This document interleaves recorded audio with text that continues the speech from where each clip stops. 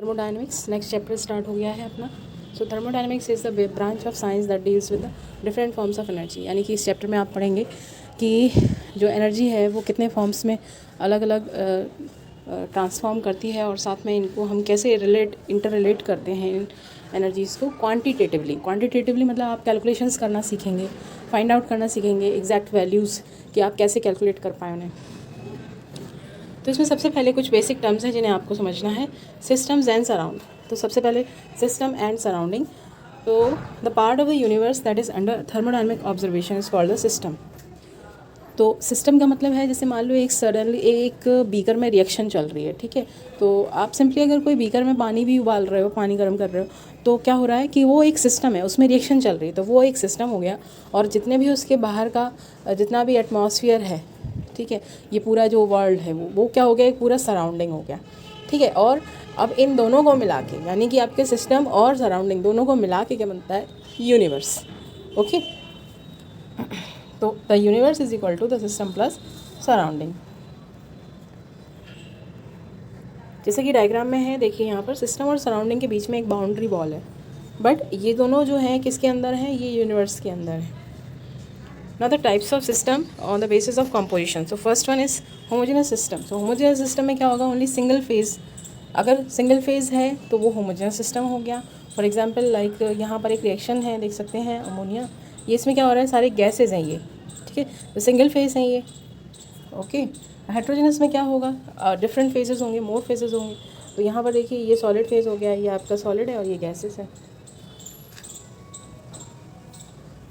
Now on the basis of exchange of energy and matter, तो like open system है, तो अगर आप एनर्जी के ट्रांसफ़र और मैटर के एक्सचेंज ये इनके बेसिस पे आप क्लासीफाई करें तो सबसे पहले आपका ओपन सिस्टम, यानी कि इस तरीके के सिस्टम में आपका matter as well as energy दोनों ही क्या होंगे, एक्सचेंज होंगे सिस्टम और सराउंडिंग के बीच में। तो इस केस में क्या होगा, del m is not equal to zero and del e is not equal to zero, यानी कि दोनों ही एक्सचेंज हो रहे हैं, ठीक है। Second is close system. So close system में क्या होगा कि मैटर एक्सचेंज नहीं होगा लेकिन एनर्जी एक्सचेंज होगी। तो आपका जैसे सपोज एक बीकर है और आपने इसको ऊपर से कवर कर दिया, अब यहाँ से आप हीट कर रहे हो और यहाँ इसके अंदर कोई भी मैटर है, तो वो मैटर तो बाहर नहीं जा पाएगा ना, वापस से इसी में आता रहेगा, लेकिन इसके बाहर जो इसकी वॉल है उसके थ्रू हीट तो एक्सचेंज होगी। तो ये किस टाइप का सिस्टम हो जाएगा आपका, ये क्लोज टाइप का हो जाएगा। और इसमें del m is equal to zero and del e is not zero. ना नेक्स्ट इज आइसोलेटेड सिस्टम। इसमें ना तो आपका मैटर एक्सचेंज होगा और ना ही एनर्जी एक्सचेंज होगी।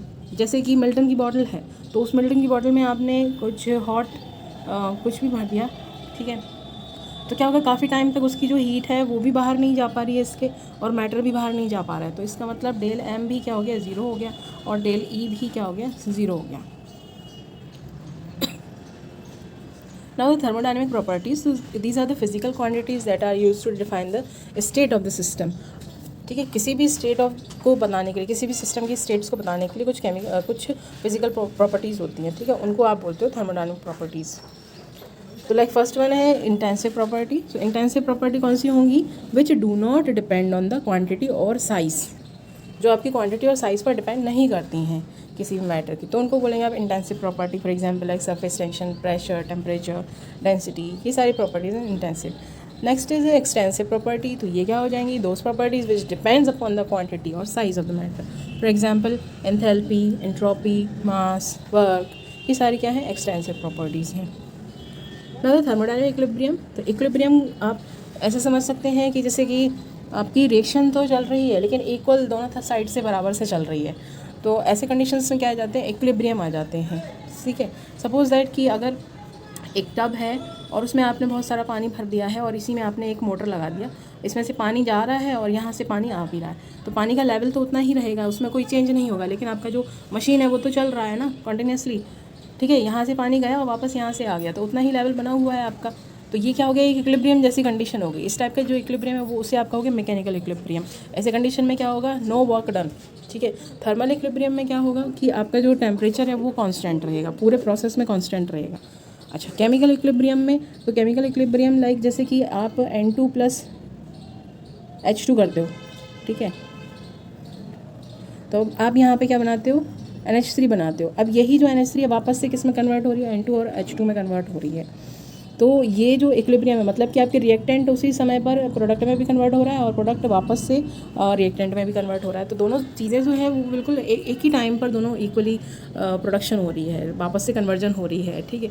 तो ऐसे कंडीशंस में आपके क्या आ जाते हैं, केमिकल इक्विलिब्रियम।